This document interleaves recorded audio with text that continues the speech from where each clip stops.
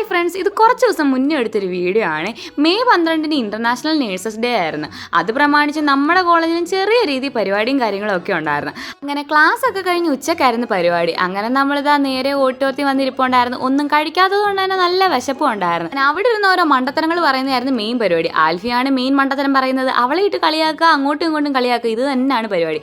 അത് കഴിഞ്ഞ് വിളക്കൊക്കെ കൊടുത്തത് ആ പരിപാടി തുടങ്ങി. ഫസ്റ്റ് തന്നെ മൈമായിരുന്നു. എല്ലാ പരിപാടികളും മെഡിക്കൽ ഫീൽഡുമായിട്ട് റിലേറ്റ് ചെയ്തിട്ടുള്ളതായിരുന്നു. അതിനുശേഷം CPR കൊടുക്കുന്നതിൻ്റെ ഒരു ചെറിയൊരു അവയർനെസ് പോലെ ഒരു സ്കിറ്റ് ഉണ്ടായിരുന്നു. ശേഷം ഓരോ ടൈമിലും നേഴ്സസിൻ്റെ യൂണിഫോമിൽ വന്ന മാറ്റത്തെക്കുറിച്ച് നമ്മുടെ സ്റ്റുഡൻസ് കാണിച്ചു തന്നെ. അത് സത്യത്തിൽ നല്ല രസം ഉണ്ടായിരുന്നു കാണാനായിട്ട്. ഓരോ ടൈമിലും ഓരോ ടൈപ്പ് യൂണിഫോം ആണല്ലോ. അങ്ങനെ എല്ലാവരോടും നേർന്ന് സ്റ്റേജിൽ നിന്നപ്പോൾ കാണാൻ നല്ല ഭംഗിയുണ്ടായിരുന്നു. എല്ലാവർക്കും ഏറ്റവും ഇഷ്ടപ്പെട്ട ഫ്ലോറൻസ് നൈറ്റിംഗേലിൻ്റെ ഡ്രസ്സായിരുന്നു കേട്ടോ.